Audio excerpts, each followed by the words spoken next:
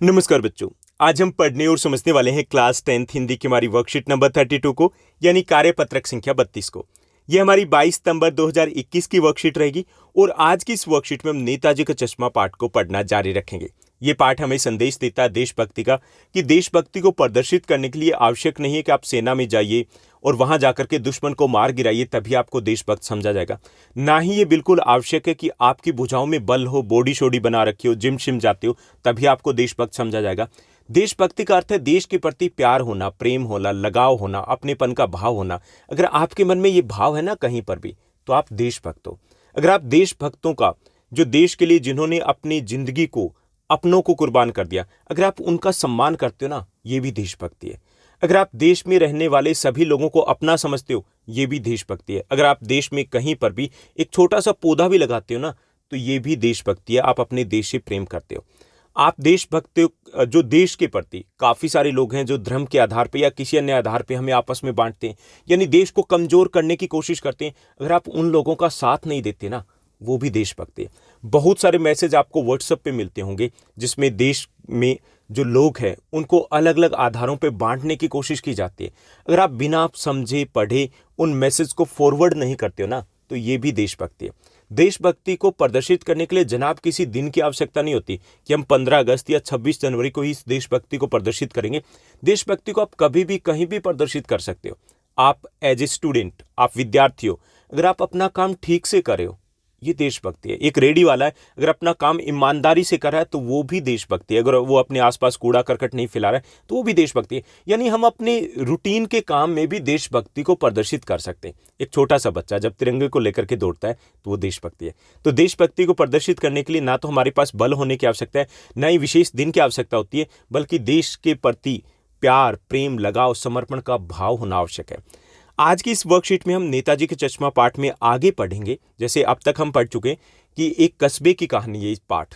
एक कस्बे के चौराहे के ऊपर नेताजी सुभाष चंद्र बोस की प्रतिमा लगाई जाती है। प्रतिमा दिखने में बेहद सुंदर होती है, लेकिन उसमें एक कमी रह जाती है। मूर्तिकार नेताजी का चश्मा बनाना भूल जाता है। अब चश्मे के बिना नेताजी की मूर्ति आधी अधूरी लगती है और ये बात हर किसी के मन में खटकती है, और यही बात खटकती है हालदार साहब के मन में। अब हालदार साहब, जो कि इस कहानी के प्रमुख पात्रों में से एक है, वो पान वाले से पूछते हैं कि ऐसा कैसे हुआ। तो पान वाला बताता है कि मूर्तिकार, जो कि यहाँ का स्थानीय एक टीचर था, वो उस मूर्ति को 1 महीने में पटक देने का वादा करता है और वास्तव में वो पटक देता है, यानी कि मन से अपना काम नहीं करता, इसलिए वो चश्मा बनाना भूल जाता है। लेकिन एक दिन हालदार साहब हक्के बक्के हैरान रह जाते हैं जब वो देखते हैं कि मूर्ति के ऊपर चश्मा लगा हुआ था। अब हालदार साहब है, वो उत्सुकतावश पान वाले से पूछते हैं ये चश्मा किसने लगाया। तो उसको बताया जाता है कि ये कैप्टन चश्मे वाले ने लगाया। अब हालदार साहब जब दूसरे दिन, तीसरे दिन हर रोज देखते हैं तो हर रोज वो चश्मा बदल जाता है। पत्थर की मूर्ति और चश्मा असली वाला। बड़ा अच्छा लगता है हालदार साहब को कि किसी के मन में ही सही, लेकिन देश के प्रति, देशभक्तों के प्रति सम्मान या प्यार का भाव तो है ही। अब जो ये चीज है, हर रोज वो जब देखता है कि ये चश्मा बदल जाता है, तो पान वाले से हालदार साहब पूछते हैं कि ये जो कैप्टन चश्मे वाला है, ये आजाद हिंद फौज में था या फिर सेना में था। तो उपेक्षा के कारण, यानी कि एक तरीके से उसका सम्मान नहीं है पान वाले के मन में कैप्टन चश्मे वाले के प्रति, इसलिए वो उपेक्षा के साथ कहता है कि वो लंगड़ा क्या जाएगा फौज में। ये बात हालदार साहब को बिल्कुल भी अच्छी नहीं लगती। साथ ही साथ जब हालदार साहब उनसे पूछते हैं कि कैप्टन चश्मे वाला कहाँ है, या उनके बारे में कुछ और प्रश्न पूछते हैं, तो उसके बाद जो पान वाला है वो कटाक्ष करते हुए कहता कि वो देखो, वो आ रहा है कैप्टन चश्मे वाला, उसकी फोटो वोटो न्यूज़पेपर में, अखबार में छपवा दीजिएगा। यानी ये प्रदर्शित करता है कि उपेक्षित है कैप्टन चश्मे वाला, और उसके प्रति पान वाला बिल्कुल भी सम्मान का भाव प्रकट नहीं करता। अब जब इस प्रकार के कमेंट, टिप्पणी, कटाक्ष किए जाते हैं तो हालदार साहब को पान वाले द्वारा एक देशभक्त का इस तरह मजाक उड़ाना बिल्कुल भी अच्छा नहीं लगता। अब वो मुड़ करके देखते हैं कैप्टन चश्मे वाले को। जब मुड़ करके देखा तो अवाक रह गई, हैरान रह गई। एक बेहद बूढ़ा, मरियल सा, लंगड़ा आदमी, सर पर गांधी टोपी और आंखों पर काला चश्मा लगाई, एक हाथ में एक छोटी सी संदूक छी और दूसरे हाथ में एक बांस पर टंगे बहुत सारे चश्मे लिए अभी अभी एक गली से निकला था। यानी जैसा सोचा था, जैसा लग रहा था हालदार साहब को, वैसा नहीं था, बल्कि एक बेहद बूढ़ा, बुजुर्ग, एक लंगड़ा व्यक्ति, एक मरियल सा व्यक्ति था, जो गांधी टोपी पहने हुए होता था, आंखों पे काला चश्मा होता था, हाथ में एक छोटी सी संदूकची होती थी, दूसरे हाथ में एक बांस पर टंगे बहुत से चश्मे होते थे, अभी अभी एक गली से निकला था, जो अब वो एक दुकान के सहारे अपना बांस टिका रहा था।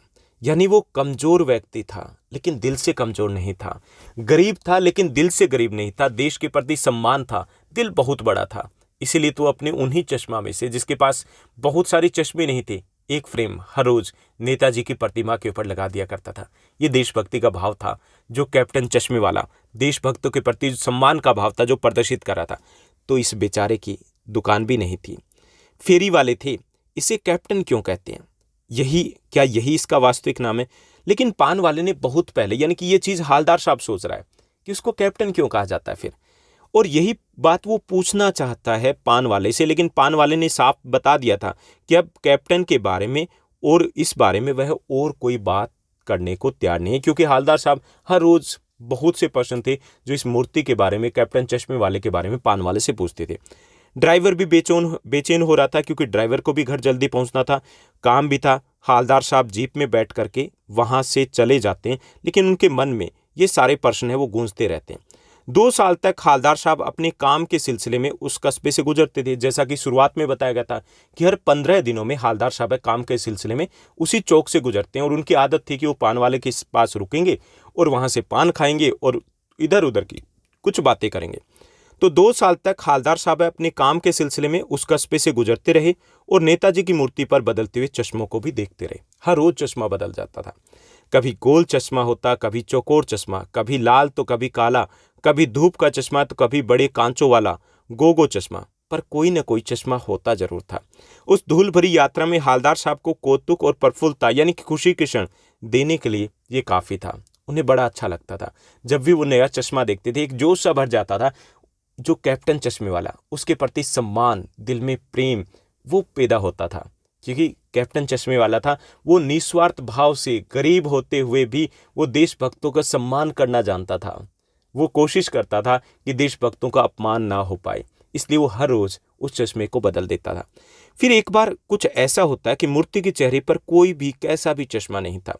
उस दिन पान की दुकान भी बंद थी, चौराहे की अधिकांश दुकानें, ज्यादातर दुकानें भी उस दिन बंद थी, यानी चारों तरफ उस दिन सन्नाटा छाया हुआ था।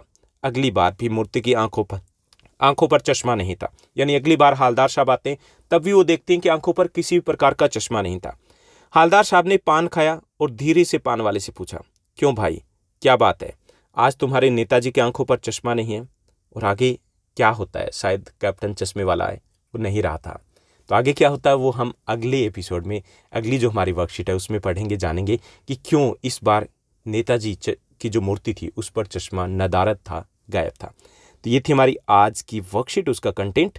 अब हम सेकंड सेगमेंट की बात करेंगे और हमें यहाँ पर कुछ प्रश्न दिए गए जिनको हमें हल करना है।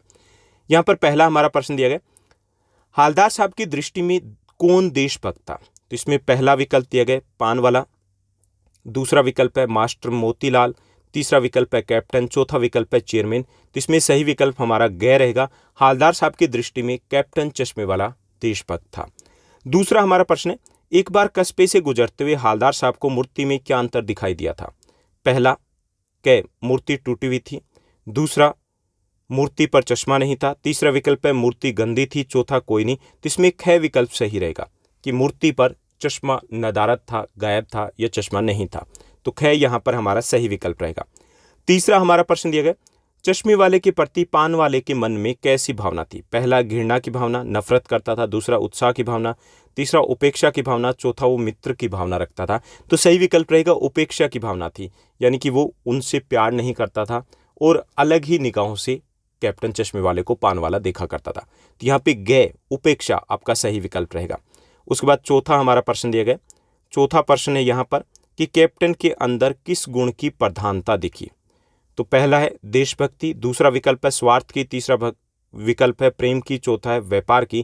तो इसमें कैसा हमारा सही विकल्प रहेगा, कैप्टन के अंदर देशभक्ति की गुण की प्रधानता हमें दिखी है। पांचवा प्रश्न है प्रफुल्लता शब्द का अर्थ क्या है? पहला विकल्प है दुख, दूसरा है स्वार्थ, तीसरा है सुख और चौथा है खुशी। तो इसमें सही विकल्प आपका रहेगा खुशी। तो यहाँ पर एक बार फिर से देखिए, जो दूसरा प्रश्न है इसका ख सही विकल्प रहेगा, तीसरे प्रश्न का गै सही विकल्प रहेगा, चौथे प्रश्न का कै सही विकल्प रहेगा और पांचवें प्रश्न का घ सही विकल्प रहेगा। इसके साथ साथ हमें एक गतिविधि भी दी गई, एक प्रश्न है हमारे गतिविधि में, उसको भी हल करते हैं। गतिविधि दी गई है कि इस गद्यांश को पढ़कर आपके मन में किस किस भावना का एहसास हुआ। संक्षेप में हमें लिखना है। तो इस गद्यांश को पढ़कर हमारे मन में कैप्टन चश्मे वाले के प्रति प्रेम, करुणा, सम्मान, श्रद्धा का भाव जागृत हुआ। साथ ही साथ हमारे मन में देशभक्ति के भाव का भी एहसास हुआ। तो ये थी हमारी आज की बेहद आसान वर्कशीट। उम्मीद करता हूँ सब कुछ आपको अच्छे से समझ में आया होगा। अगर आपको ये वीडियो, ये वर्कशीट अच्छी लगी तो इस वर्कशीट को लाइक और शेयर जरूर कीजिएगा। और हाँ, इसी पार्ट के आपके मोस्ट इम्पोर्टेंट MCQs वो भी ऑलरेडी हम पब्लिश कर चुके हैं काफ़ी टाइम पहले। अगर आपने उन क्वेश्चंस को नहीं देखा तो एक बार देख लीजिएगा। इससे आपकी प्रैक्टिस भी हो जाएगी, थोड़ा सा आइडिया भी लग जाएगा कि ये चैप्टर आपको कितने अच्छे से समझ में आया। आज के लिए बस इतना ही। Thank you, bye bye, have a nice day. मिलते हैं नेक्स्ट वीडियो में।